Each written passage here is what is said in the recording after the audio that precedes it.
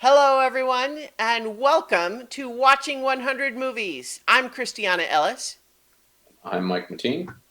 Tonight, we are continuing our journey through the American Film Institute's top 100 movies with number 14, Psycho, and number 13, Star Wars. The original. Hooray! Well, although it's not quite 100% the original anymore either. This is in some ways similar conversation to when we did Blade Runner or Apocalypse Now, because there's like different versions. And so when you look at a movie from this perspective, do you go by what was originally released at the time, or do you go by what people would watch now? And what if there are multiple ways now? But of course, now there's not really. You really have to go way out of your way to watch the theatrical version of Star Wars. Yes. George Lucas saw to that. Yeah, you would have had to have previously owned it on and have the capability to broadcast it on your equipment. Yeah, I mean, people have VHS and like laser discs. I don't think there was ever a DVD release of the original. I I don't think think so either. Yeah. Yeah, so I think it would have to be VHS or Laserdisc or, just purely digital if someone's ripped it. But Right. anyway, we're not actually on Star Wars yet. We're talking first about number 14, Alfred Hitchcock's Psycho. This is the highest rated Alfred Hitchcock movie on the list. Um, we No, it's we not. No, it's not. uh, Oh, you're right. Vertigo is still to come.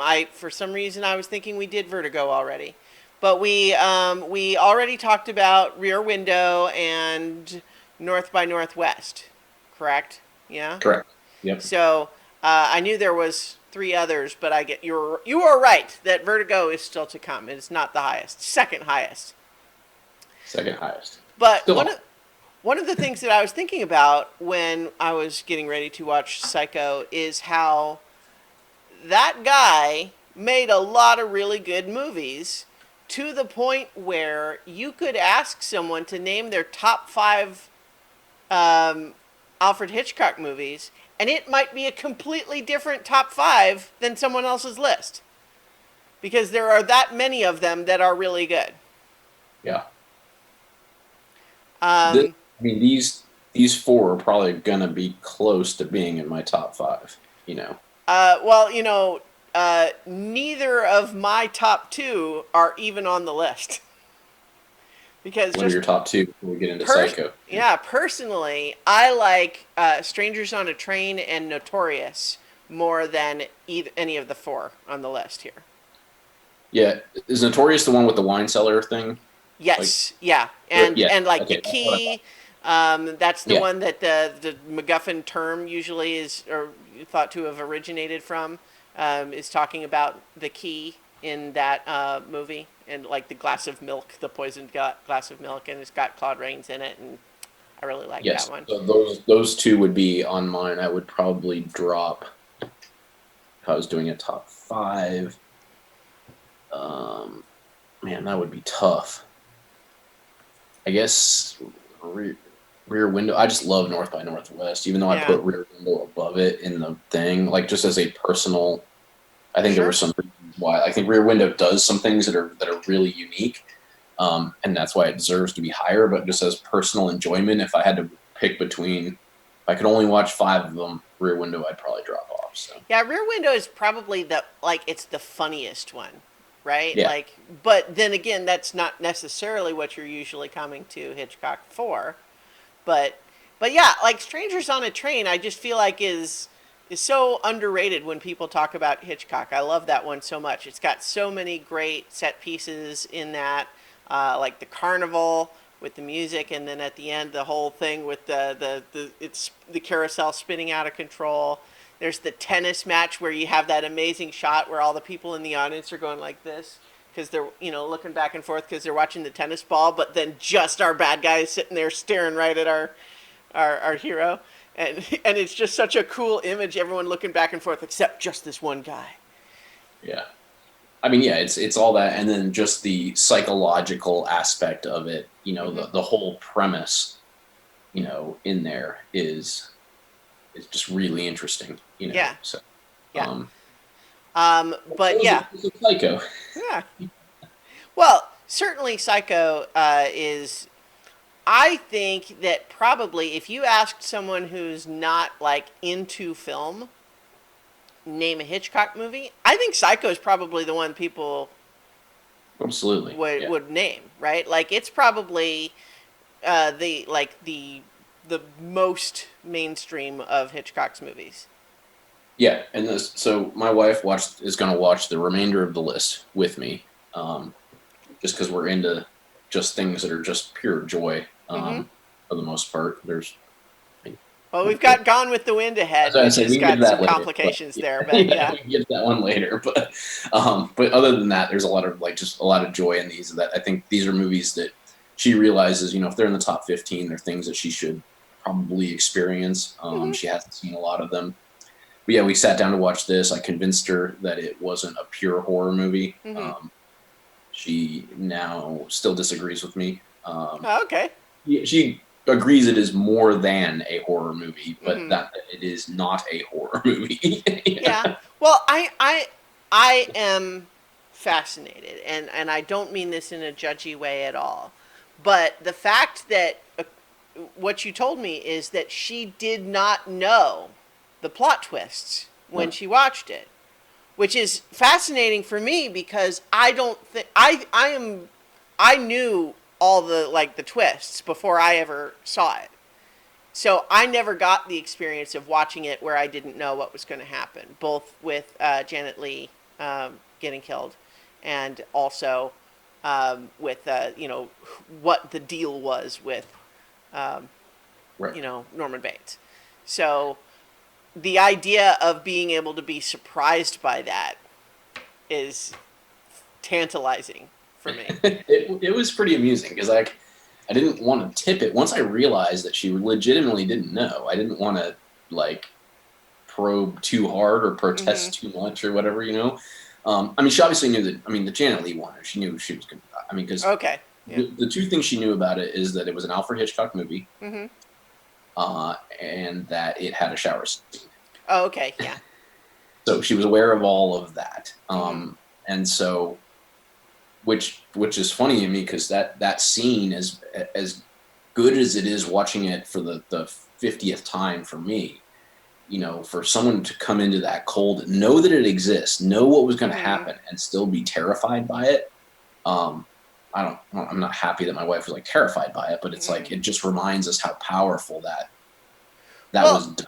You it know, it is a good reminder because with no honest. gore. Well, yeah. Well, and that's actually what I was just going to say. It's not when I watch this movie now, it's not that I wish there was gore or anything, but maybe just the fact that I know the scene so well makes it easier for me to see how we're shooting around the fact that the knife never actually really even gets close to her. Yeah. Right? If you are watching it in a chaos of panic, it's easy to miss that you do not actually see the knife at any point actually cut anything. Right? Sure. And so your mind Well, fills in that, yeah. right? You sort of feel like you've seen it when really like the closest you ever get is the knife like next to her. Yeah, in that particular scene, I do think though that especially for the time, the scene Mm-hmm. where the private investigator is killed at the top of the stairs and Oh actually yeah. doesn't get Mm-hmm. a gash, that was Oh sure. pretty No. cool. Yeah. Yeah, I certainly am not like surprised or disappointed that they didn't show more gore or anything. It's more just that like the scene in many ways has lost its capacity to scare me because I know all the shots and it's too easy for me to recognize right. what's actually happening here, which is that they are not actually stabbing a person. They are showing everything but in a way that if but that's an over familiarity thing, right? honestly, the scene that still does scare me is the scene in the like the parlor of the hotel where she's chatting with Norman before she goes back to her room. Like, Yeah, with all the taxidermy and like just yeah, how, yeah, I mean, and that, so that would lead me to like outside of like some of the experience of watching it with a first time viewer who wasn't even aware of Norman's deal. mm-hmm, It, my other takeaway from having, and that's why I think I really, one thing, just I meant to cover this at the top. One of the things with these two movies, these are two of the movies on this list that I've probably seen the the most. I'm looking at some. I mean, maybe there's some other ones like maybe Wizard of Oz, just because it's around a lot. mm-hmm, Godfather I've watched a lot. Anyway, I'm not going to go through all of it. I've seen these two very, very many times. I'm sure, very yeah, familiar with what's coming. I'm very familiar with what makes them good. I'm very familiar with their status in pop culture. So to be able to go go into these movies was just a pure like enjoyment.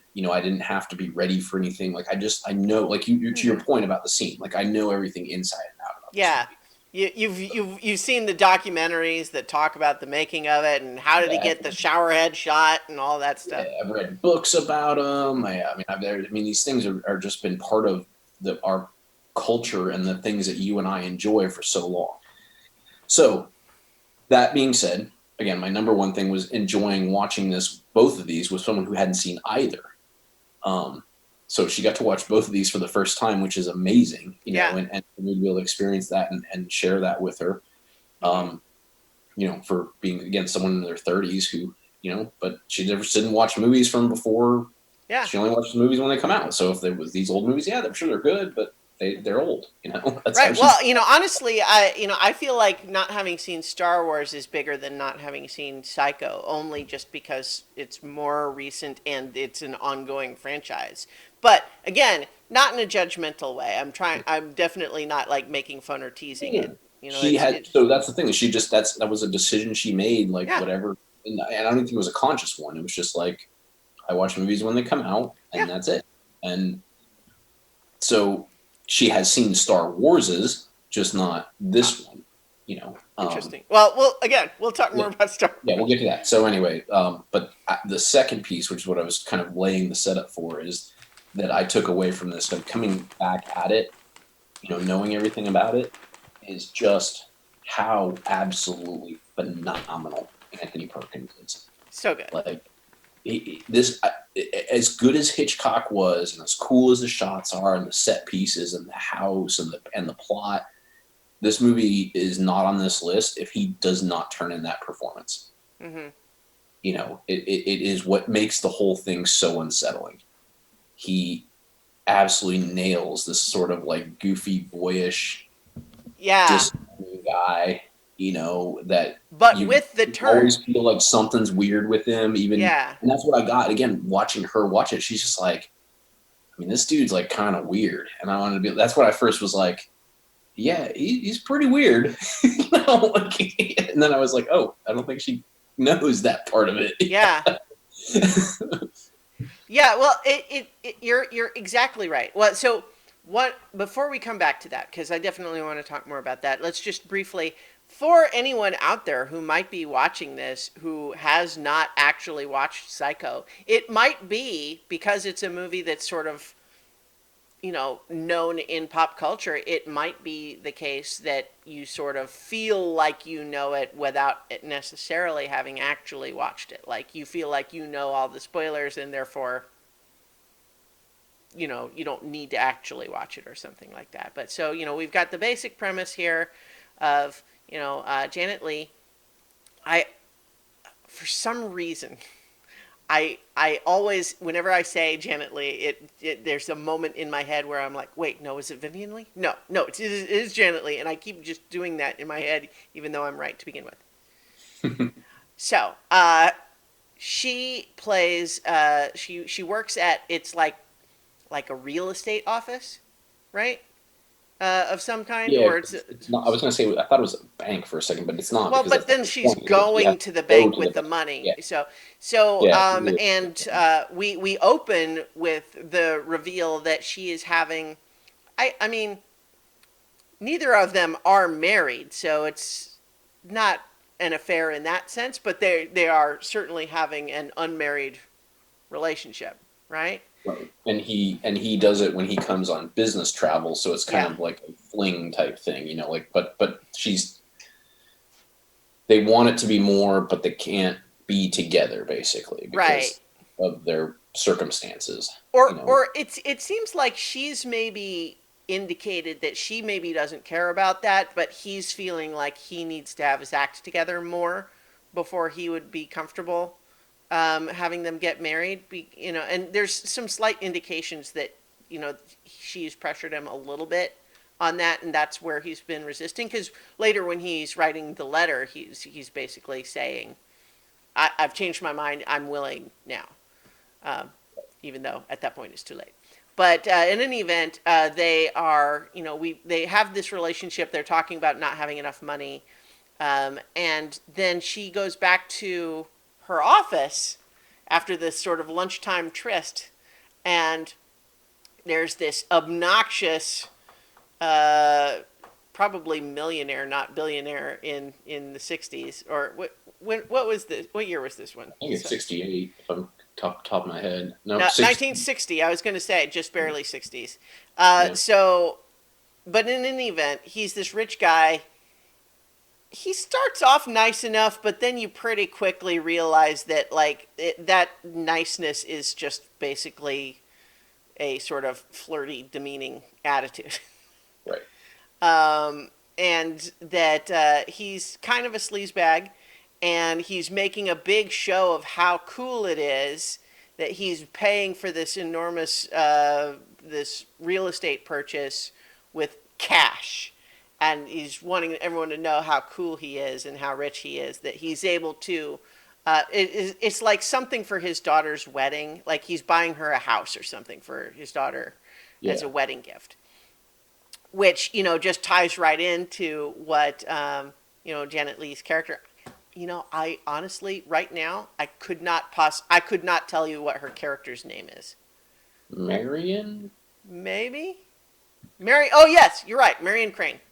Yeah. That is right. Yeah, I did know that. So but yeah. So in any event, he is kind of needling her about, oh, I have so much money, I can throw away huge purchases in cash, and it's to buy a house for my daughter to get married and live in, and she's just feeling frustrated there.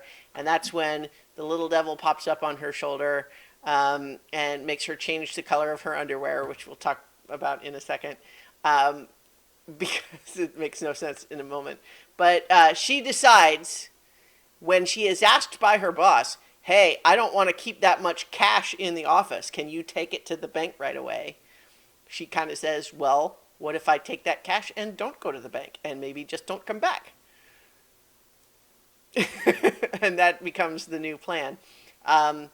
Just the note about the underwear, in case anyone has never noticed that before, is that when we see her at the beginning of the movie, in this tryst, before she has stolen the money, she's wearing a white bra. And then after she has stolen the money, she's wearing a black one. Yes. Which, like, oh, she's a bad girl now. Yeah, I mean, I feel like it was on purpose. Oh, I'm sure. But yeah, so in any event, that's all I meant by made her change her underwear color. Yeah, no, But yeah. yeah, No, so yeah, but yes, you explained right. it to the But viewers. so then, without necessarily going beat by beat on every single scene, we see her gradually realizing that it's not going to be as easy to just get away with this scot-free as she was originally hoping. She runs, like she gets spotted on her way out of town. A cop starts following her and that sort of thing. So there's tension there. But she decides to check into this little motel for the night and does not ever check out because, of course, it is the Bates Motel. She is murdered and everything else happens. So, I guess I don't know why I really needed to go through all of that, but let's return to the point you were actually making, which is Anthony Perkins as Norman Bates.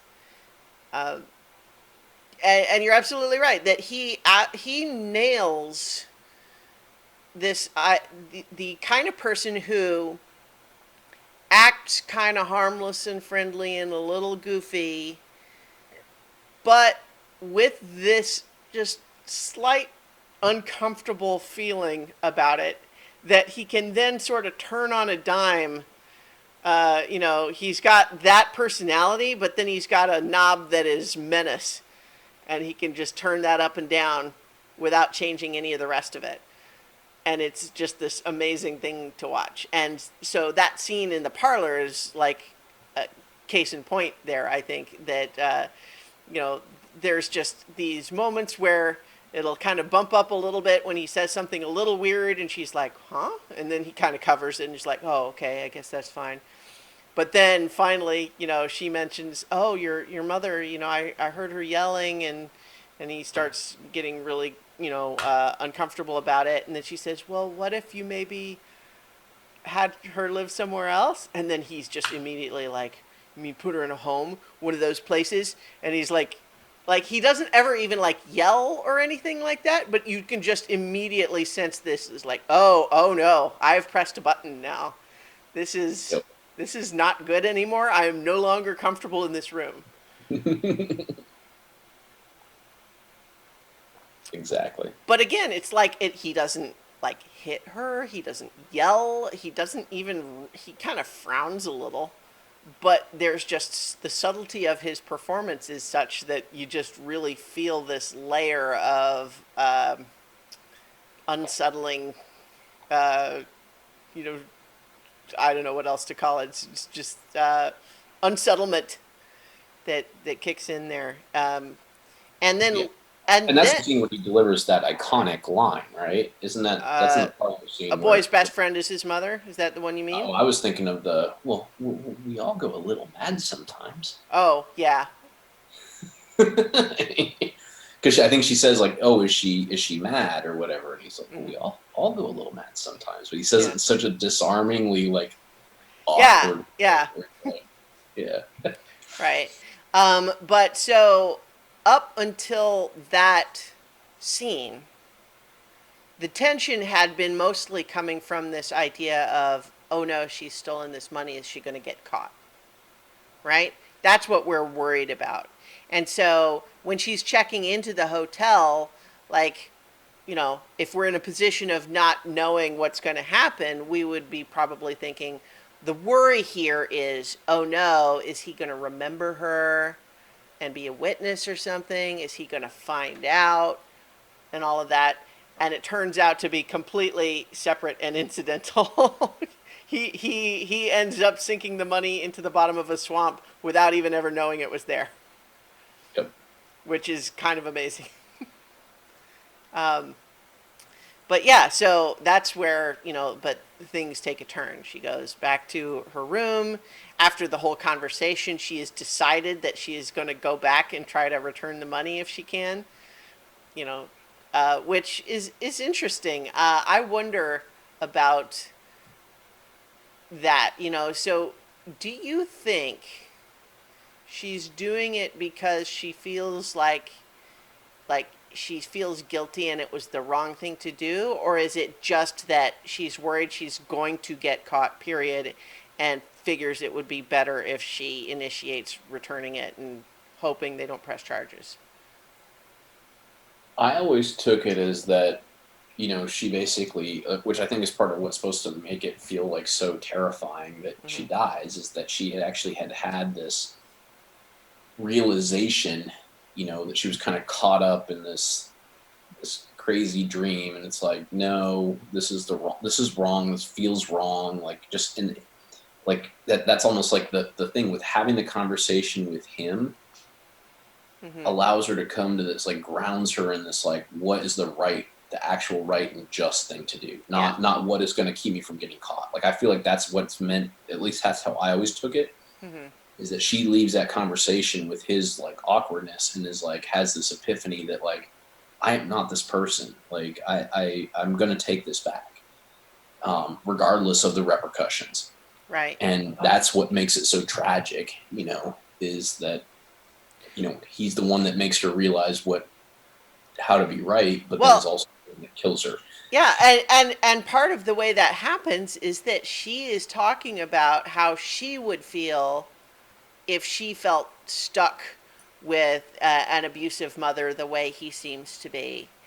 And this idea that she feels like, well, wouldn't you want to escape that? Wouldn't you want to do anything you could to get out of that situation and have your own life and forge your own destiny? And he's basically saying, well, I can't do that. I have obligations to people, I have to take care of her. It's important. And so that's part of what she's like, oh yeah, But of course, unless we have seen the movie before, we wouldn't know the actual truth of what's going on with him there. Although, to some extent, it's possible that the so called real story, I mean, I think the movie intends us to believe that's true, but it's also coming from the mother personality, right? So, like, is that character a reliable narrator? True. Hard to say. That reminds me, did you watch any of the TV show of the Bates Motel? Like, they made a TV show of, like, young Norman and his mother. No, I don't think so. I feel like I heard good things about it, but I didn't see any of it either. In any event, yeah, so we have her make that decision. She's going to go back in the morning, but first she's going to take a shower. And as she starts to undress, this is where, we have the first moment of unambiguous concern from young Master Bates, which I just said out loud and wasn't man, and I did not intend that until I said it, and now I Especially can't. considering the scene. I And I I can't. Can that be accidental? Like, it was accidental in terms of me saying it, but do we think, like, is that, I don't know. Anyway, that's not what I. Norman Bates reveals that he specifically put her in cabin 1, which is right next to the office, because he has a hole drilled in the wall that lets him look through a peephole to see her undressing from the parlor where he was sitting and talking to her. And that's, obviously very creepy. And it's, again, it's like, when you know that, you can watch earlier on, because the parlor scene where she's talking to him is after she has gone to her room and come back to the office, right? So it is before that he gives her that room. So when kind of the spoilers, you can watch the moment where he almost gives her a different room and then changes her mind to give her one instead and says, I'll put you right there because you're closest to the office if you need anything. yep. And so, like, there's a moment, the moment of hesitation where you see him make that decision. But so he spies on her, and then, she goes to take a shower, and then this is where we have the infamous shower scene where she is stabbed to death by someone in an old lady dress with old lady hair, which, we know later is Norman all dressed up. But did your wife did she think it was the mother? Mhm. I Yeah, mean, it is surprisingly effective even now. If you are not aware, Mhm. it is surprisingly effective at being terrifying. Again, like, it is constructed in a way that it just your mind builds, the rest of the narrative, but when the first time you see it. Mhm. So even though you don't see the mother's face, you don't see the knife touch her, you don't see her cut, you don't see her bleed, other than Right. like there's some blood. Um, yeah, no, it Mhm. 100% thought that's what was happening. Yeah. Yeah.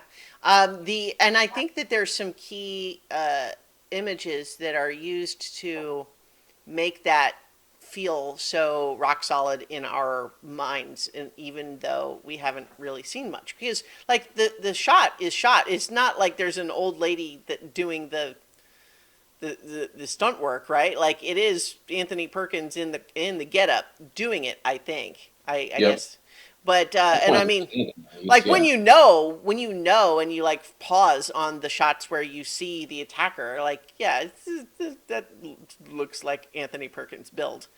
But the key is we heard the mother yelling, and we had seen the silhouette in the window, right, with the profile of the hair, right, and we get a little bit of that profile again, which is enough to, because we have to, it has to not feel like, who is this? We have no idea. We have to be persuaded that we know who it is, but be wrong. Right. And so it's just so effective. And you know, as has been talked about a lot in the years since, Hitchcock just captured such a sort of primal fear, this idea that like when you're taking a shower, you know, you're naked, you're vulnerable, you're cornered, you have kind of nothing to fight back with, it's slippery, like what can you do, right? Like Yeah, you your feel eyes are often helpless. closed. Yeah. Yeah. Mm-hmm. And especially in a place like a motel that you don't really know, it's a little creepy. It's just like there's so many just little pieces that just add up to this primal moment of terror in that whole sequence. And then it's just, you know, the amazing all the different cuts, because it's common in movies today to have a lot of, excuse me, rapid fire cuts, but less so then. So that sequence, isn't it something like 47 shots over what, a minute? Yeah, I don't remember the exact Yeah, trivia. I feel like I've heard that number, but I'm kind of pulling it out of thin air at the moment. But yeah, it's something like that, though. It's a lot of rapid fire cuts to sort of persuade us that we're seeing more than we actually saw. And that's good filmmaking, right? Because obviously he couldn't have, at the time, for a variety of reasons, actually shown what it seems to be showing. Like that couldn't have actually been photographed in an effective way. But it's so skillfully shot as to sort of make it seem like you're seeing more than you actually see, up until the point, of course, where you've seen it, you know, 100 times, and you know which shot's going to come next, right? You know, it's like. Yep. But here's a question though. Like obviously, I think that scene is really effective. I feel like the movie kind of goes off the rails after that. It's not to say that there aren't still some good scenes, but the movie kind of just completely loses its drive at that point, because we kind of shift over and it's like, okay, I guess now we're with the boyfriend and the sister who we just met, and I guess sort of this private eye that we don't care about very much. And then we're actually also in some scenes sort of, we've made Norman Bates the protagonist, because we're treating him like the protagonist because we know what he knows when he's talking with the private eye. And so the tension there is, will the private eye figure it out, right? So that's a scene that's like from his Norman Bates's point of view.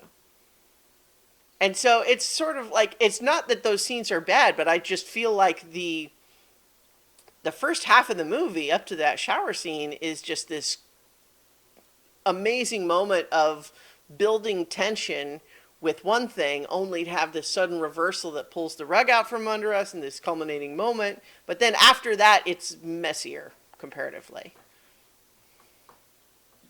Yes, normally I would agree with you, but this comes back to, I think, one of your things about being fascinated watching with somebody who didn't know, Mm-hmm. is what that effectively is become.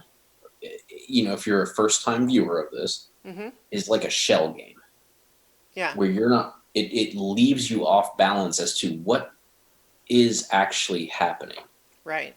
You know, who am I rooting for? Who did it? Is there something like, why haven't we seen the mother? Like, wait, something's like not right. Like, Hmm. and you're just kind of, because you're constantly shifting perspectives, and it just leaves you so like off guard of like what could be going on.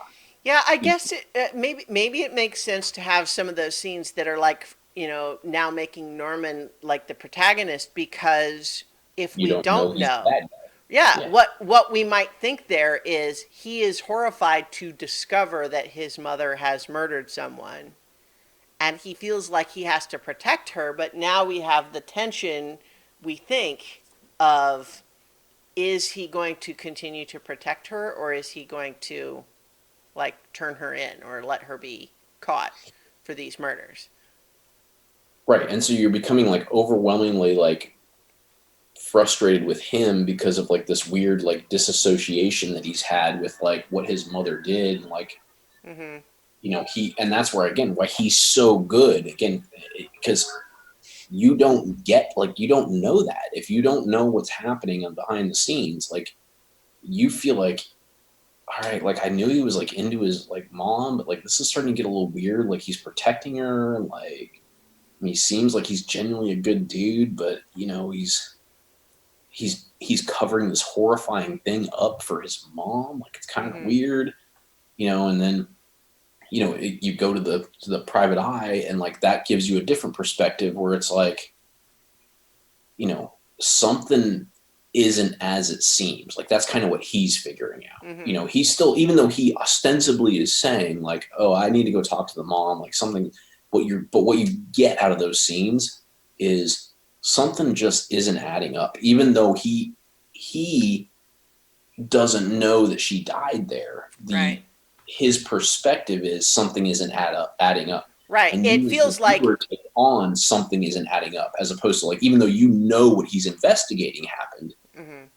You know what I'm saying? Yeah, So no, I do, because it's kind of, maybe the whole point is keeping us off balance. But what we have is the private eye investigating the mystery of Marion's disappearance. But all of the scenes that feature Norman Bates are shot as though we are on Norman's side. mhm. Um, which I don't know. I wonder if that's a subjective thing, because it feels like that. But on the other hand, like if we were just thinking like it's Dragnet or something like that, a scene where the cop goes and interviews a shaky witness who might be the bad guy. I don't know, maybe like that is kind of, but the difference is that we know the truth, right? We're not with the cop investigating. We know what's true. And so just like, Hitchcock's classic line about suspense, right, which is not, if you have people, eating lunch and the table explodes, that's surprise. But if you know there's a bomb and it has not gone off, that's the suspense, right? So in this context, we know, like if we were having, that same conversation, but we didn't know that Norman is actually involved and knows what happened, it could be surprising to discover that, but we know. So the suspense is, we know what's true. Will the private eye find out? But that tension feels like it puts us on Norman's side. But then we also know that the private eye is actually working for our good guys, the sister and the boyfriend, for like good reasons. So he is actually the good guy in this context, right? And he is actually doing a good job. So he is like performing his job admirably. And yet the tension when we go back to the sister and the boyfriend is that they're being told this private eye is probably ripping you off. Like maybe he found the money and ran away with it or something like that. And so the fact that he's not calling you back is probably because he has betrayed you in some way. And so, like, there's just all of these weird, like, layers of moving pieces that, like, maybe the intent is to keep us off balance, but kind of does just feel a little bit messy. But, maybe that's, partly the intent. Yeah, I think so, and I think it, like I said, I think it feels a lot differently when you've seen it Hmm. 50 times and you kind of understand what's going on. I think you're right. It is supposed to put us on Norman's side, which is what Hmm. is supposed to make it feel even weirder when we realize that he's not just kind of a sort of creepy dude who's covering up for his mom, but he's actually Hmm. like psycho, like that's the whole Yeah. point. Yeah. Like I think the fact that we spend part of that part of the movie on his side and him being the protagonist is meant to make that seem even more like just to juxtapose it even harder. Yeah. So I know what you're saying. I think I'm not just going to lean on the fact that I just watched it with somebody who saw it for the first time and I saw it Well, work. but that's fair because, obviously Hitchcock was not making this movie thinking about, like, oh boy, when people watch this for the 48th time, they're really going to finally understand what's happening. No, he was Yeah. making it for the people who were seeing it for the first time. Yeah. And so it really does leave you in this constant guessing game of what, because there's enough in there. And I think that's what the private eyes piece serves Hmm. is that it's actually, like I said, I think I've already said this, it's the fact that he's investigating and he thinks something might have happened at the Bates Motel and he can't figure out what we as the viewer are left with is what we saw happen may not be what actually happened. Like something isn't right. Like Hmm. something's not feeling right because that's his whole story is like, Yeah. this doesn't feel like Well, what I'm getting from Norman. Like whatever Norman's telling me doesn't feel like it's the right thing. yeah. And we start to, as a viewer, start to be like, yeah, that's true. Even though he's our protagonist in some of those scenes, we're like, yeah, this whole thing of like his mom just like randomly like runs down and kills people doesn't feel right, but we don't know what the alternative is Well, yet. also, like, why have we not seen her other than that moment? Right. And so it starts to like get into your mind, Hmm. and so I think it effectively does that, for a, Yeah. for while it may seem kind of disjointed when you've watched it a million times, it's very effective at keeping you guessing Hmm. and wondering I and guess maybe that's just really what the whole thing is that it's an attempt to keep so many pieces moving around so that you don't figure it out until the crucial moment where they're ready to reveal it.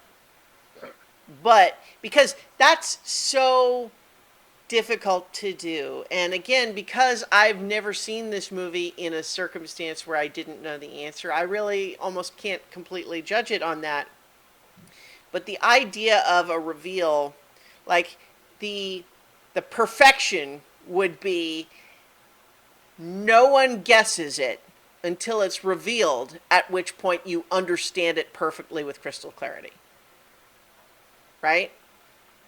So you have to have all of the clues that allow you, once it's revealed, to say, oh, of course.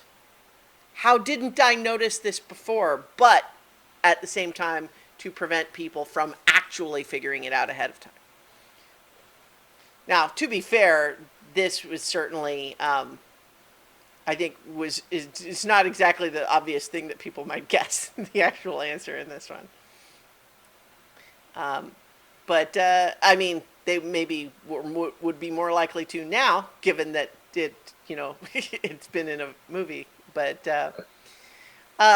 so yeah, I think that there is a reason though that most storytelling does not structure their stories this way, meaning you have a very definite protagonist for half the story, and then she dies, and then we kind of jump around, sort of treating multiple different characters like protagonists at different times. Like sometimes we're with the private eye, sometimes we're with Norman against the private eye, sometimes we're with the sister, sometimes we're with the boyfriend. Because, like, even with the sister and the boyfriend in their scenes, there are some of those scenes where it's like she's the character we're supposed to now care about.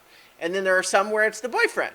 And so it's like, again, maybe the intent is to keep us off balance in that way, but I just also feel like there's a reason most stories don't do that because it doesn't give you much to hold on to.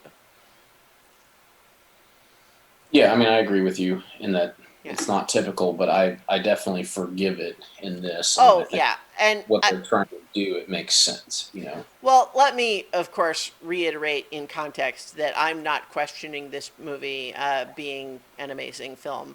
I just feel like its position on the list is mostly for the first half, and the shower sequence, which is, I think, so iconic as to merit its inclusion, even if nothing else was any good, which is not true. It's just not as good as that, in my opinion.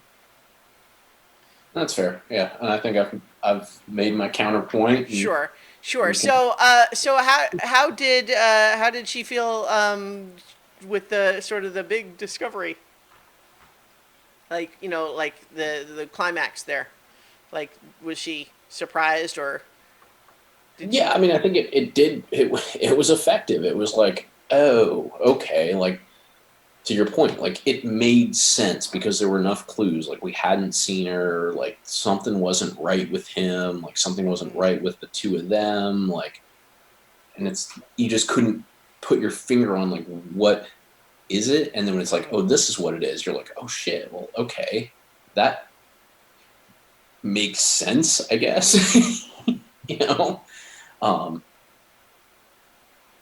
but yeah, so yeah, and then So what did she think when the local sheriff told her that the mother was dead? And told the sister and the boyfriend that the mother was dead. that's where like she was like starting to get like, wait, like I don't, like it was starting to crystallize there. Like, wait, Mm-hmm. something. This whole like uneasy feeling I've been getting about the relationship. Like, she didn't express it this way, but she was just like, wait, what? You just said Mm-hmm. the mom's dead. I was like, yeah. It's like, It's like, whoa. but we saw her, didn't Yeah, and she's we? kind of like, there's sort of this calculus going on of like, wait a minute.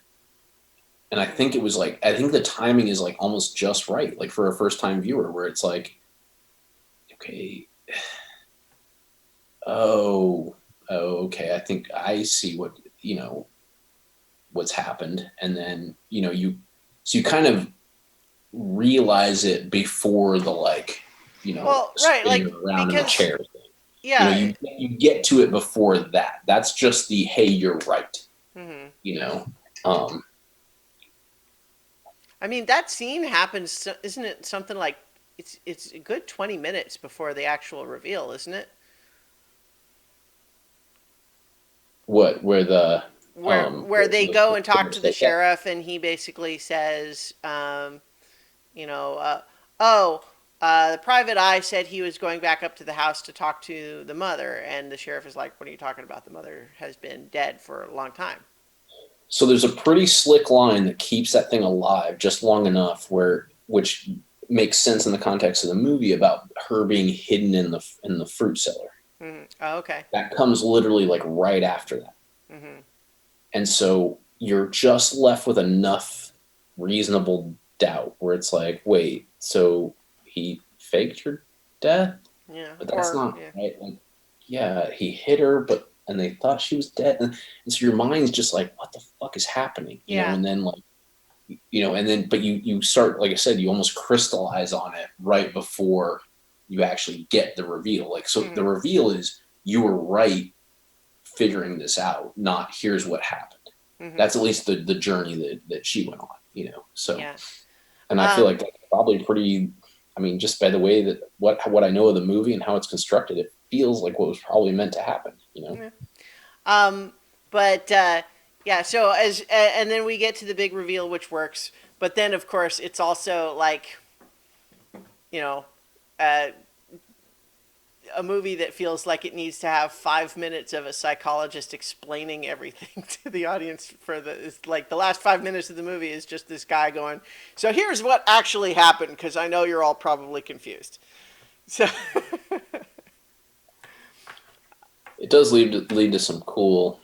I mean, his ending sequence is oh yeah. pretty cool, though, which at least it leaves us with that. With Mm-hmm. the kind of like which at that time would have been very complicated to do the kind of cut where it's like half his face and like half her skull, Mm-hmm.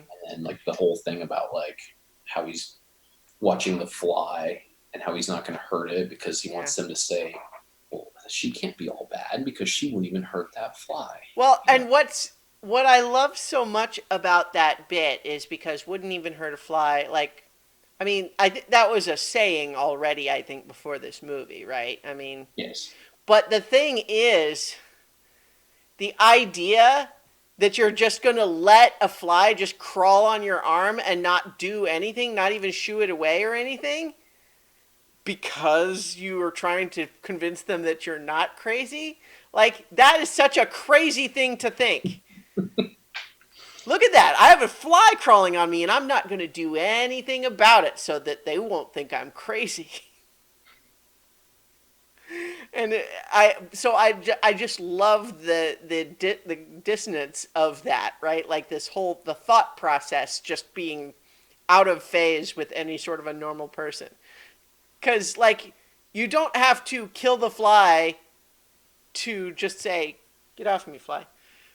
Right? Like you just no, I'm going to sit here like a statue and let it crawl on me because that's how they'll know I'm not crazy. So I just really love that sort of It nuance is to good. it. Yeah, so I love that. And of course, we do want to know all of the stuff that the psychologist is telling us in that speech, but it is also just kind of like, it. If the movie wasn't made so well, I would say it's a hacky ending.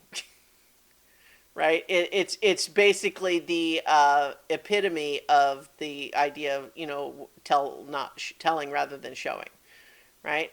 Now, I think the whole rule of show don't tell is kind of overstated in a lot of cases. Like people make too big a deal about that, but it is a perfect example of we just saw something crazy, so now we're going to take 5 minutes to just explain it to you by just having a guy talk at the camera. Actually, he doesn't really talk to the camera. The other actors are in the room, so he's kind of, but he's definitely doing like, here's the thing, right? I'm the expert, and I've seen this guy, and he's totally withdrawn now, and but it's just this speech to just explain all of the wrinkles of this thing. Yeah, which I think again at the time I think was made more sense, but yeah. Yeah. Well, I'm just trying to think about whether I feel like how much of that speech is stuff that we actually need to know. Like, just as a thought experiment, let's imagine that we still see Norman talking like his mother there in the cell. We keep that bit, but we just don't have the doctor's speech of explaining everything. I think now it probably works. I think in 1960, like I think you had to. I don't think people's like general understanding of like mental illness was broad enough Mm-hmm. for them to like under like for people to just really grasp what had happened. You know. Yeah, I think that might be fair. That just the very concept of someone having like some sort of a personality disorder of that nature is something that people kind of know intuitively more about now and are able to say, "Oh, I understand what this is," as opposed to if you had no idea, you're just like, "Wait, is he pretending? What's happening right now?" Right? Right. Or Why I would he mean, do that? and even now, I mean, I think the fact to like make sure that there's an explanation so that you don't actually look at it in reverse and say, oh, because he's like a cross dresser, he turned crazy or something Yeah. like. They're trying to make sure they kind of sift through and make sure that not looking at it with a wrong lens. Mm-hmm. You know. Yeah. Now the other thing, the other details that I feel like I'm glad we learn about is the idea that even if it's potentially unreliable, the idea that our previous version of the story of how his mother and stepfather died uh, is not true. You know, the idea that what was the first version that they got? Like that the mother did murder suicide? Is I that think so. Yeah. versus the idea that that Norman killed them both? Right. Um, which again is like, you know, so like we could potentially dig into Norman Bates' psychology and say the version of the mother that's in his head may be Norman blaming himself for their deaths, even if it was not Norman Bates that killed them at the time, right? You know, it's hard to say, but it's also not necessarily that important. But that little detail, but also the other piece that is kind of an extra little creepy detail that I feel like is value added is just this idea of like, have there been any other missing girls in this area that might be what happened to them? Um, so yeah, that's some creepy stuff there. So yeah, like my criticisms of this movie's second half, I should be taken certainly in the context of this is an amazing movie where I feel like the first half is practically perfection, and then the second half, by comparison, is messier, still leaving overall a very well made movie. Yes. Yeah, not my favorite Hitchcock though. uh, so I don't know. We could go into like trivia and stuff like that, but we've already I we've mean, I kept feel like going. yeah, because Yeah. I've got to go make dinner at some point, All so I right. don't want to. So let's go ahead then and leave Psycho and move to number 13 on the list, Star Wars. Yep. Now we would say I'm gonna be right over here filling okay. my water up. Star Wars Episode 4: A New Hope, which is that's how the movie is titled in the movie. So like even when it was originally just Star Wars, like that is how it came up. Actually, I feel like I remember now. I'm second guessing myself because I feel like I remember somewhere that when the movie was originally released, that Episode 4: A New Hope wasn't in there, and then it was added.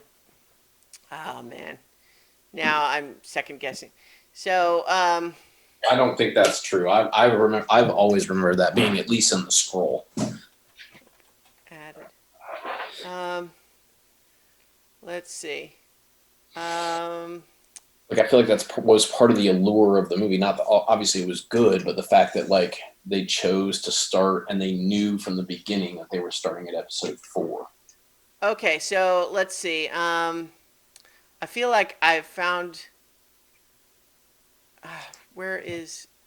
See, I just followed a link that was supposed to tell me about this, and now the link is making that part hard to find. Um, okay.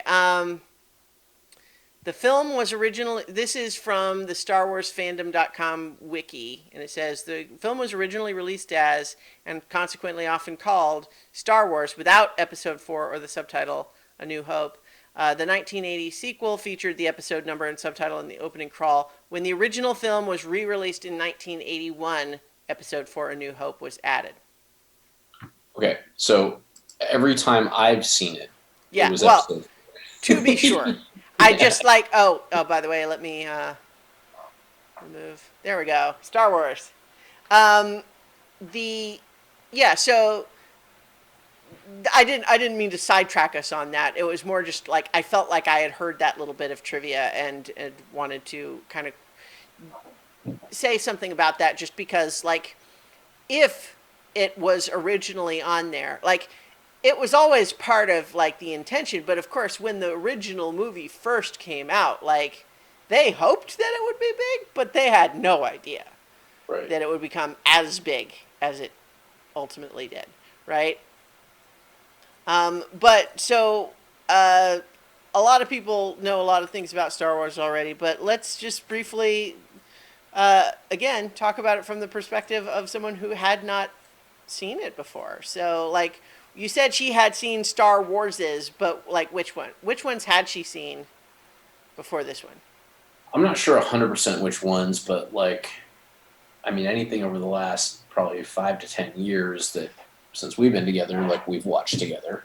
She's familiar with the story, Hmm. so this one was a little different in that she didn't like come to it not knowing what was going to happen. Yeah. Well, this is one that it's just like it's so saturated in pop culture that it would be really hard to not have picked up the basics at least. Right. Um, so, I mean, I think what she liked about it was that I guess she always had an aversion to Star Wars because of like the super fandom that surrounds it.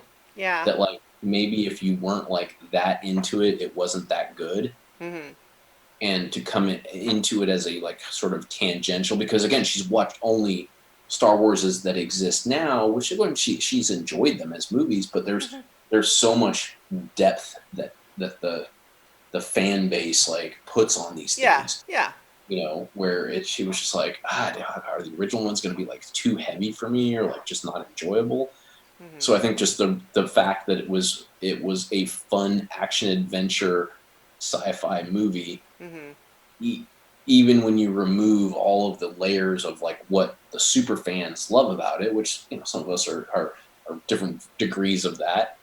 The fact that it was just actually just an enjoyable movie. Yeah. Um, yeah, I think that was her biggest surprise, and like she liked it. I mean, it was Well, that's always great. Like I feel like it's great from like both sides of that. Like on the one hand, it's great introducing something like this to someone who hasn't seen it before and they like it. That's fun. But also, it's nice when you finally check out something you've heard a lot about and has been very built up for you and you like it, right? Like that's also great. But I feel like this movie is such a perfect example of one that just had crazy crossover appeal because hang on, I accidentally closed the window I was looking at.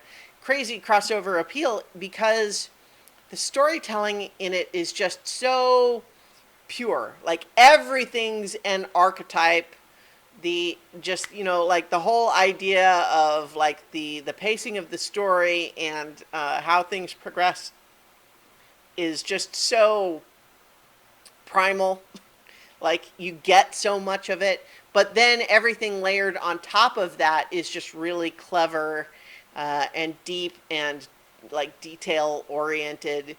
Just like there's so many little things in here where the world building feels like it grounds everything. Like the bit where Luke is complaining that he's just had to sell his speeder so they can hire Han, and he's talking about how he's disappointed at the price they got because nobody wants that model anymore now that the new ones came out.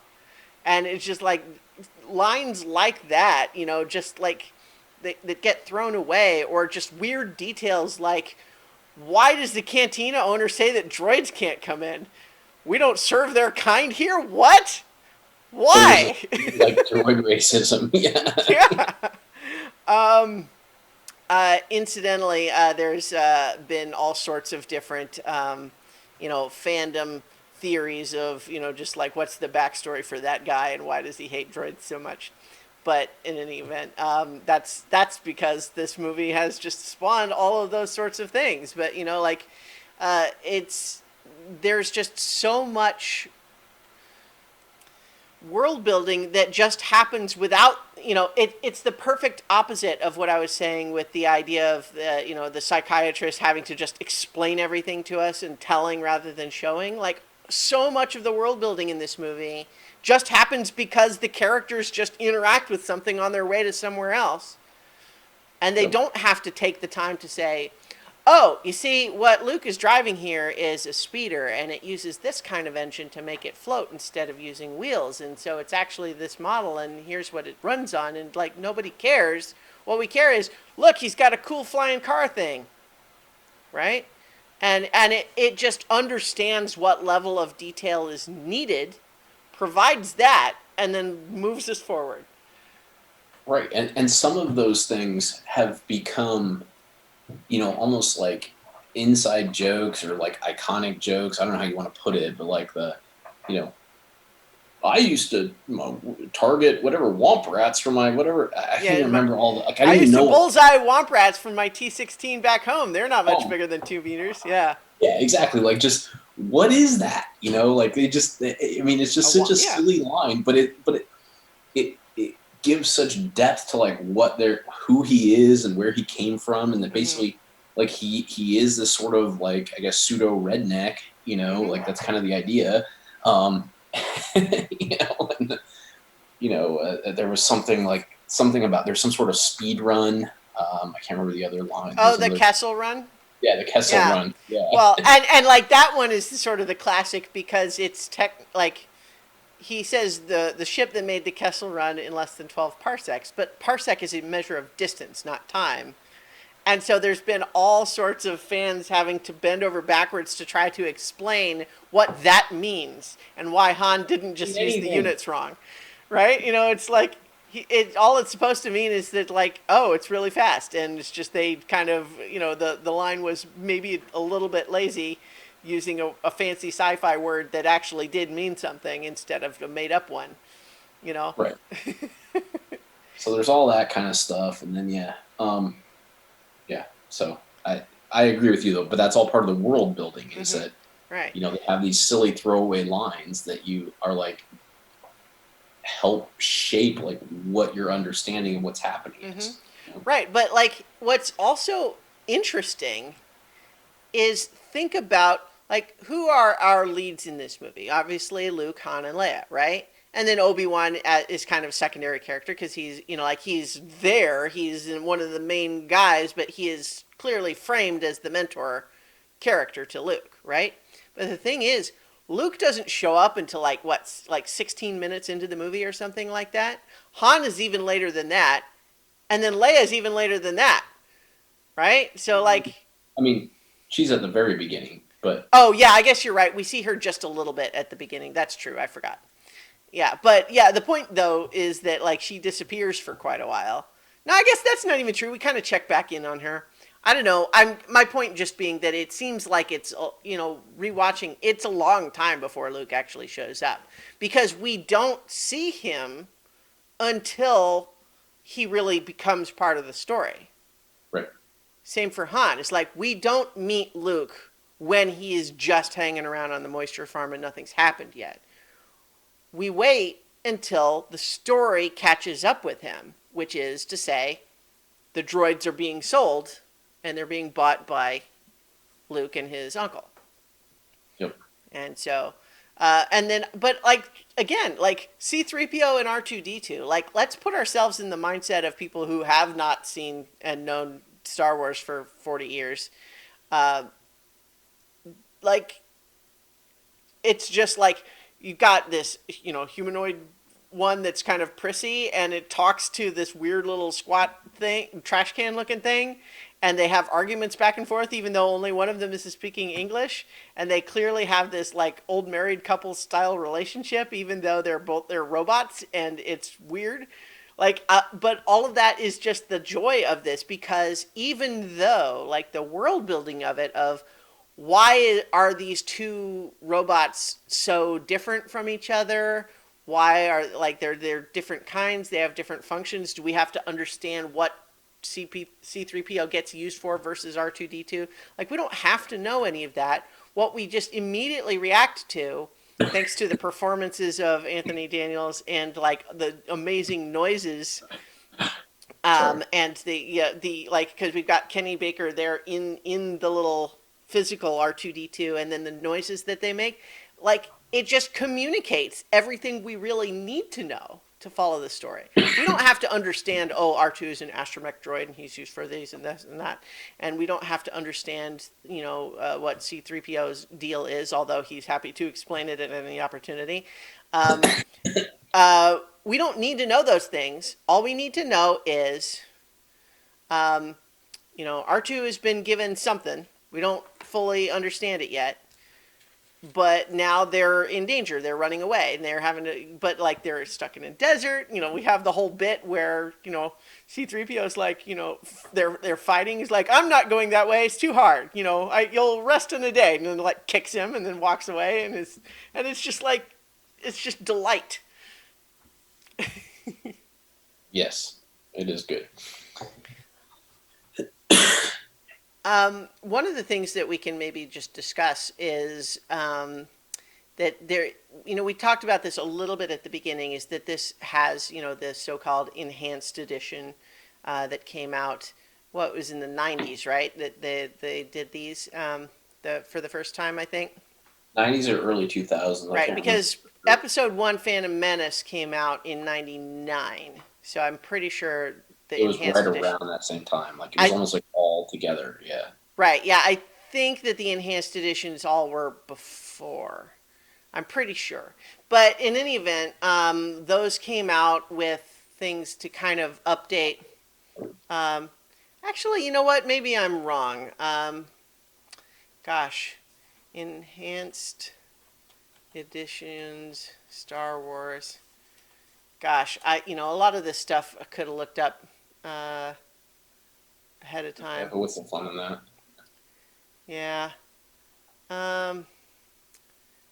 Gosh, it's like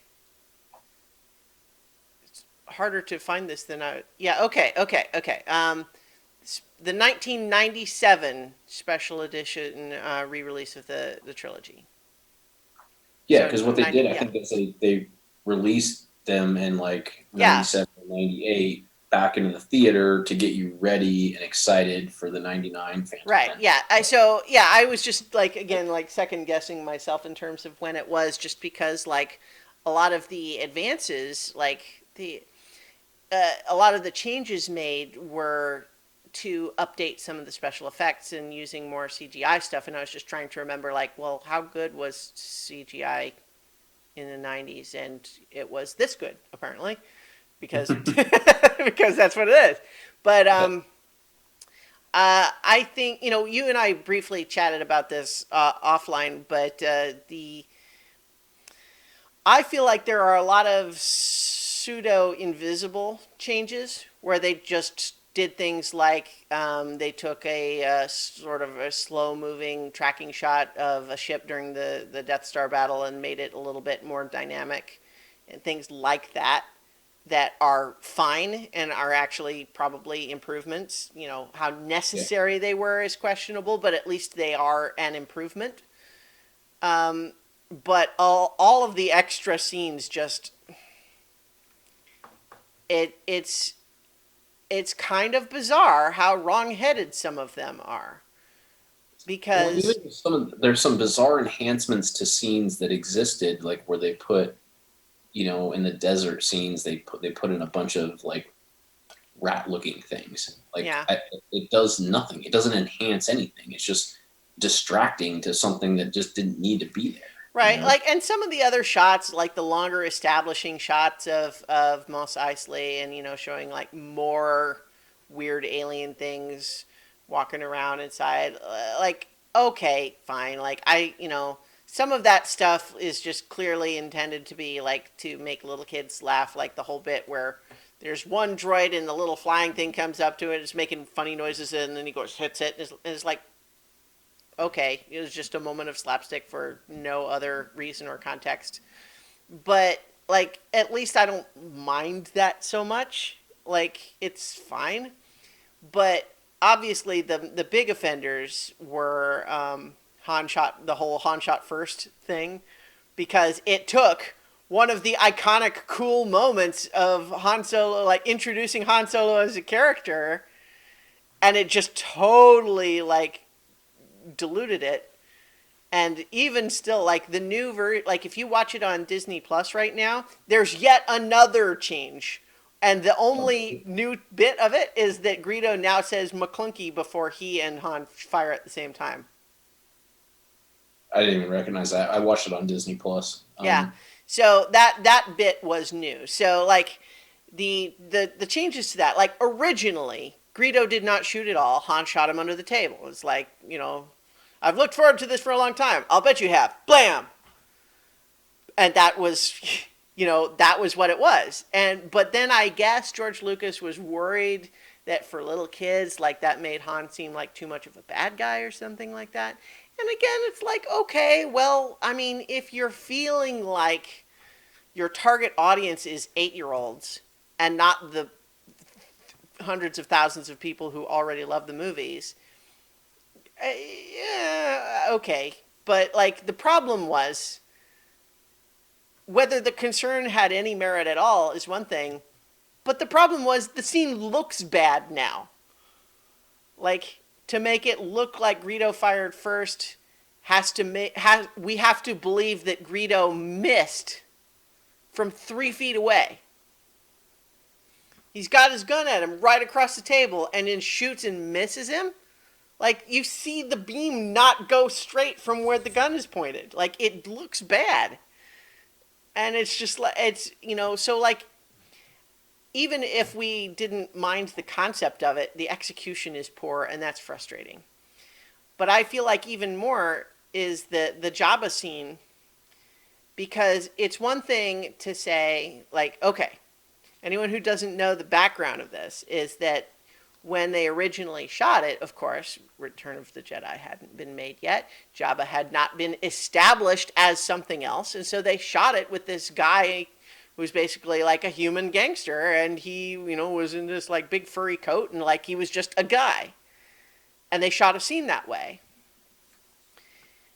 And then, of course, as the trilogy got made and they evolved Jabba the Hutt into this much cooler alien character, all of a sudden now they're going back to making enhanced edition. They decide to put the scene back in, even though that scene no longer makes any sense with the Jabba that we know about from Return of the Jedi. Right. And it also doesn't make any sense with Han, well, I guess he does say in the scene, like, why did you shoot Greedo? But at the same time, it was a bad scene to begin with, because why did you shoot Greedo? And Han's like, well, because he was coming to take me, bring me to you at gunpoint. And now you're here asking me nicely after that? Why? Well, it doesn't make sense. And then, they have to, there's a whole bit where Han walks around behind him and they're like, oh, well, but Jabba as the slug thing would have a long tail back there. So let's pretend that Han just casually walks over and steps on Jabba's tail like no one would do. And that Jabba apparently is mildly irritated by, but does nothing. Like, the scene just doesn't work. So, I feel like those are the bits that are the worst offenders in A New Hope. Yes. I'm going to stop ranting about that now. Hey, you needed to get it out. Yeah. I agree with you. I don't like either scene. Mm-hmm.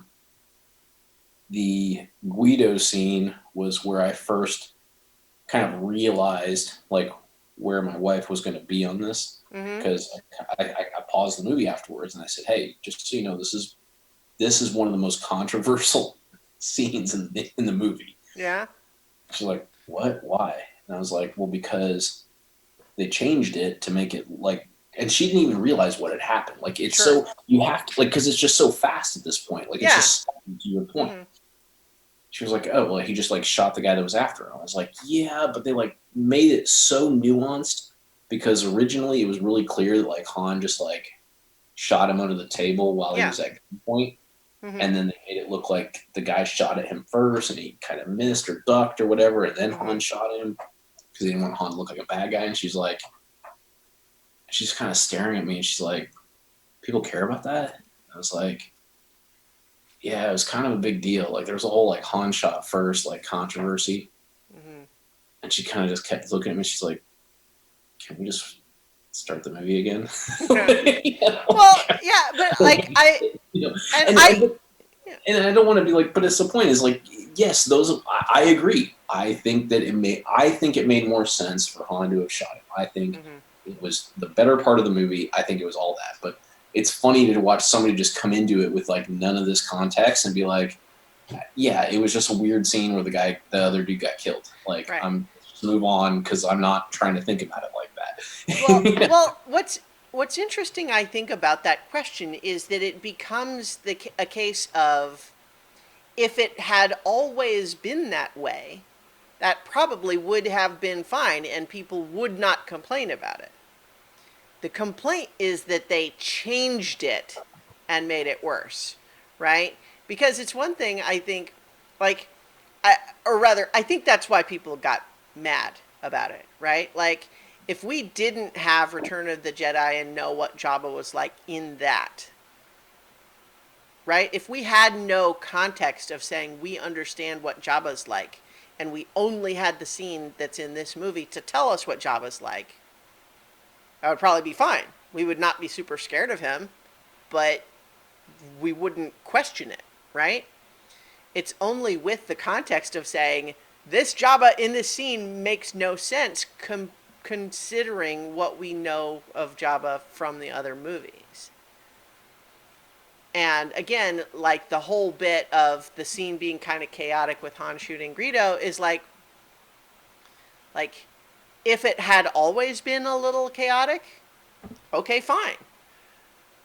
But before it was this iconic cool thing where he was supposed to seem like kind of a badass, like maybe a little bit morally gray, right? That was the idea. He's supposed to be the smuggler who's not the, shining knight character. This is He the held at scoundrel. gunpoint. Yeah, Yeah. So like in his mind, he was about to be shot at. right, Whether or not he was actually shot at or not, he was able to be a move ahead. You right. know, So he's supposed to be a move ahead. That's the point. yeah. You know, Well, and the thing is, though, like, if we were just meeting Han and we just see the scene and we don't have any other associations with Han and we're learning about him from these scenes, we would say, okay, yeah, people want to kill him, but he kills him back. Sure. But the problem is that when we have a character that has been established and people love the character, and many of whom maybe think of that scene of how cool was it when he shot Greedo under the table, and that's part of how they think of their favorite character from their favorite movie, and then it gets changed, right? Like, again, I think it is absolutely true that some people take this stuff too seriously. Um, but at the same time, I think it is also probably not too controversial an opinion that in hindsight, several of these changes make the movie worse, not better. You know, not to a dramatic degree, but to a slightly irritating degree. Like some of the ones later, adding more stuff with Big Starklighter, later the other pilot that Luke knows from home. Like, it's fine. It doesn't really add much, but it's also not really a problem. It feels kind of just like, okay, like there's no like complaints there. In fact, it actually gives a little bit more context to like who is this guy and why would it be sort of extra rattling for Luke to hear that Biggs just got blown up, right? Because he knew him from home, right? right? But and so like some of that, although some of that stuff I think also like gets a little bit wobbly because like when we meet Luke, he is talking about wanting to go and join the academy. Now, presumably, like that's the Imperial Academy, and he's sort of suggesting like so like it's I don't know. There's some of that stuff that I feel like is better if you kind of don't over-examine it. I think that was kind of my point of like what like the whole again like because I agree with you like I think Han should have shot first like but Mm-hmm. when you kind of remove yourself from several decades of this all existing changing happening and you just come into it it's like to a new viewer it's like whatever like Let's like why we don't need to over-examine this. Like, Hmm. let's just enjoy the movie, Yeah. and it was very grounding for me, to kind of be like, oh yeah, like let's not stress about all that, like let's Hmm. just enjoy the movie. And Yeah. so it was fun. Um, but the other thing with decades and decades of having watched this movie, like we could probably sit here and talk about this movie for another 2 hours. Oh yeah. So we should probably, because again, I got to go cook dinner at some point. So let's try to concise it up Sure. to, what, Um, and I'm not trying to rush. I'm just saying, like, yeah. I'm recognizing the fact that, like, we both love this movie, love all the scenes in this movie, and could Hmm. do what we just did about those two scenes Yeah. for half an hour for every scene in the movie, which would last us all night. Right. I just feel like to talk about Star Wars and not Those address were those important. changes, that's an important point of discussion for the movie. But 100% agree. Was not trying to say that we shouldn't have had that discussion. Was just well, was yeah, just like with recognizing that we could have that same discussion for even the scenes that haven't yeah. changed that we just love. Yeah. Well, so I think that when we start talking about like what makes Star Wars great and not good and not fun, but great, right? I think it's just that, the storytelling is so um, iconic in terms of Practical all almost. the characters have very clear roles and their personalities match those roles, and they're sort of immediately we just click with what is everybody's deal as soon as we meet them, right? Like every actor just immediately, as soon as we meet the character, we know who they are and what they're going to do in the story. And it's not in like a way that's like frustrating or predictable, but just in like it goes the way we want it to go. Right? And so, Darth Vader, scary as hell, like we meet him, holding up this guy, with one hand, just hold him off the ground. Although I have to say, the stunt of when he tosses that guy aside is so half-assed that I can't believe they left it in the movie like that. Just the bit of I'm dropping this guy that I've just broken his neck, and he's so clearly sort of like, oh, I'm kind of falling against the wall. Oh, make sure I don't hurt myself as I land. And it's just this really awkward stunt that I just sort of feel like, yeah, okay. I mean, it's not a big deal, but I just because it's the things you notice when you've seen it 100 times. Right. But yeah, like even though everything in this world is being introduced to us for the first time, everything is just graspable right away. Like the lightsaber, right? I mean, it's not the very first time that some sort of like an energy blade had existed in science fiction, but for sure this movie was going to be a lot of people's first exposure to that idea. And yet it's just so obvious looking at it that you have the handle and the blade comes out, so it's clearly made of some kind of energy, but it makes the cool sound and it's like a sword. Oh, I get it. And it's a cool sword that makes fun noises and lights up, right? And that's what you need to know about it, right? And then you learn that it's a special fancy weapon and there's a thing called the Force, but we learn about that when Obi-Wan is telling Luke about it, right? Yep. We don't have to have it explained to us in some other context, and it is demonstrated to us in two ways. One is that Obi-Wan senses Alderaan getting blown up from halfway across the galaxy. I guess it's not actually that far because they're literally just they're they're hours away in hyperspace. But he senses that happening from way far away, and then the whole bit where he urges Luke to try to trust the Force, and he puts the helmet down, and so we see him do something that seems like it would be really hard to block the little laser blast of this little remote, without being able to see it. And that just immediately is a very obvious demonstration of, oh, that's the kind of thing the Force can do. Right? And then you pair that, of course, with Darth Vader choking the general in the boardroom, and we see like, oh, that's the sort of thing that bad guy Force can do. The dark side. you know, and just the light side of the Force and the dark side of the Force. It's so clear cut. You know, it just, that's part of what, you know, even though obviously the ongoing universe has made it much broader and has added a lot of nuance to a lot of these things. Like, for example, one of the lessons of the prequels is the Jedi Order really had some problems of their own, right? Like, we could still say they were sort of the good guys, more or less, but not everything they did was great.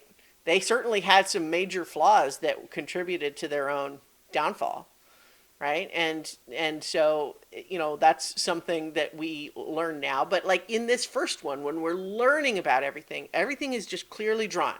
There's a light side of the Force, that's good. There's a dark side of the Force, that's bad. You know, here's Darth Vader. He's in a scary mask because he's the bad guy. You know, we have our heroes dressed in white, except that Han has got the white shirt but the dark vest because he's maybe gray, right? And then we got weird, crazy aliens and cool spaceships and blasters and crazy, like inside the Death Star, you have these like enormous like shafts of space. Got the stormtroopers in their crazy helmets, like, and then the sound design, like, so just everything kind of comes together. Who are dressed in white, which Oh, that's true. Yeah, that's an interesting. You know, it does, but it contrasts them against yeah, Darth Vader, right? exactly. Yeah, Yeah. no, yeah. I'm not trying to say like they were trying to meant to be good, but yeah, Yeah. No, but no, that's a good point. Just because I'm kind of trying to make a point of how it's like so simple, but you're right that like that it breaks it a little bit. But so they're in white, but they're clearly an ominous, like angry face looking helmet, right? But there's just so much stuff that's in there. Like I think the world building is so rich, but feels effortless, right? You know, because like we get onto the Death Star. Why are we on there? Oh, tractor beam. What's a tractor beam? It pulls us in. Okay, well, that's what we need to know about it. That's what's happening. And so, okay, now we're stuck on here. We have to sneak around. We're dressing up like stormtroopers. We know the things we need to know in the moment, and we don't waste time on anything else. They go down into the garbage, and we fight the garbage monster, but then the garbage monster flees because the compactor's about to start, and it's just like all of these things happening as this constant serialized pulpy adventure pacing. yep. Oh, I don't know. I'm just going on and on now. Like I feel like I'm talking too much. I To summarize your point, like it yes, it is rich but effortless. I think that is what makes this movie so great. Mm-hmm. You know, and without having to like analyze every little point, like that is the summation of what makes this good. Mm-hmm. Is it's it's so much fun to be a part of, whatever level you want to come into it at. You know, if you want to go into the like just the absolute like dive into every single part of this world, like Mm-hmm. that's fun. If you want to just come and watch an action adventure movie where there's good guys and bad guys, it's pretty clean, you know, Mm-hmm. from that perspective. And to your point, like it just the pacing, just there's nothing lost. There's no Mm-hmm. wasted exposition. Like the exposition is all woven within the tapestry of the story. Like it's just Mm-hmm. Mm-hmm. so clean. Um, Yeah. yeah, super And enjoyable. And yeah, the moment that so the one last moment that I kind of want to talk about is just the moment that I feel like to my mind is just the most triumphant like in all of Star Wars that I can think of, which is the moment right before blowing up the Death Star when it seems like, oh no, he's so close, but Darth Vader's about to blow up his X-wing, but then, oh, blasts coming in, shooting at the TIE fighters. What? And even Darth Vader is surprised, and then the Millennium Falcon comes in out of the sun, with Han's yeah, and just like that moment is just so amazing, and it's a perfect illustration of what I was saying earlier, which is that things play out the way we want them to, because we had the earlier bit where Han's leaving. This Death Star assault. He's saying that sounds like suicide, which ups the stakes because it makes us a character we believe has valid opinions about some of these things. He's like, he says it's too dangerous. He would think going to leave, which ups the tension. But he's leaving, and we feel like we're with Luke and Leia. Like, don't leave. You have to help us. But it works with what he's been saying, which is, no, I'm here for the money. That's what I always said. But even as they sort of stop pestering him and leave, there's that moment where, Chewbacca growls at him and he says, "What? I know what I'm doing." But we can see in his eyes that he's conflicted. But we want him to come back, and then he does and saves the day, and together they blow up the Death Star, and it's amazing. But it just that iconic moment where the design and the sound and laying out these very sort of clear story tracks where we builds tension by having things move away from what we want and then resolve it by giving us what we want. Yeah. This movie is very good at that. Impeccable storytelling. Yeah. Yeah. And so much humor. I don't know. I just I could go on and on and on. I mean, I agree. My dismissiveness is not my lack of enjoyment. It's that if I engage with you on some of this, we'll be here for 3 more hours. Well, that's fair. Okay. So and the other thing is too that probably most of the people listening to this know whether they like Star Wars or not. This whole project of watching through the AFI's top 100 movies. Now, not everyone has seen Star Wars, as we were just talking about, but a lot of people have seen Star Wars. Yeah, and if you want more in the moment reactions, I believe we have a watching 100 movie, or not hey, want to watch a movie? Yeah, watch the original Star Wars. So yeah, you can actually watch it live together. So. Yeah. Gosh, I'd have to look up when we did that. It's been a while. It's like 6 or 7 years ago, but it does exist. All right. So let's talk about the list then, and where we want to move some stuff, where we want to move the movies. Do you know where you want to move them, or if not, I can go first. Yeah, and I don't want this to sound lazy. Okay. But I want to leave these 2 movies exactly where they are. Wow, really? Okay. Yeah. I really... So what I did is I didn't look at the whole list. I just looked at the 3 to 5 below it and how I felt about these movies versus them. And I said, you know what? This is where I like them here. And it doesn't mean that I'm going to do that the remainder of the list. I'm just... These 2, I feel good. The only thing I was considering was dropping Psycho below The Graduate, but above It's a Wonderful Life. But it's well, that's just, what's the point in that? Let's just leave it. It does a different thing than The Graduate. It did it, years earlier. It's talking about something different. I'm leaving them. Okay. So that's easy for me to do on the spreadsheet. I'm going to move Psycho down a little bit, not too far, but I'm going to put it down in the mid-20s between Chinatown and The Treasure of the Sierra Madre. Yeah, and I think that's fair. I mean, even just like I said, I think we had 2 different experiences. I think I'm over indexing it because of having watched it with somebody who hadn't seen it before. And sure. Well, and you know what? More credit to some of the things that were a little bit, wonky. When you've seen it a lot of times. I'm going to return to that point just in the sense that, my response to that is, all of these rankings that we've been doing have always just been in the moment. How do we feel right after discussing?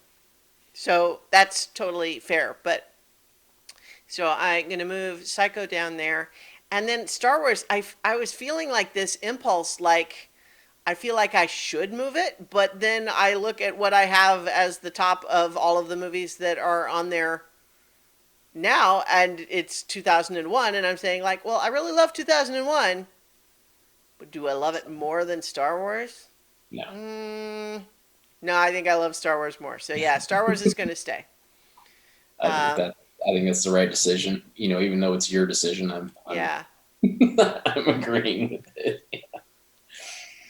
All right. Well, it basically means that both of us keep Star Wars at number 13 on the list, and perhaps higher as we progress. Yeah, I mean, if I had to guess, I'm gonna say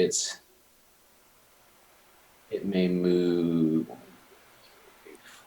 It's going to end maybe up 4 to 5 higher, than where it's at now. But okay. Well, I think I think it's I think it's gonna. gonna get in my top 10. But yeah, Oh yeah, it'll end up in the top 5 for me for sure. yeah. So I don't know that that's gonna happen because I'm looking. I think there's 5 on here. I'm definitely. Well, So yeah, there's definitely a in my top. handful of the top 10 that, while I absolutely acknowledge as masterpieces of film, are not my favorite, and so are going to move down a little bit for that reason. Not because Absolutely. they're not great movies, but just because once we start getting into top 10, personal preference just needs to starts is going to start to rule more. Yeah. I mean, I already see my top 5, and Star Wars isn't in it. So, Yeah.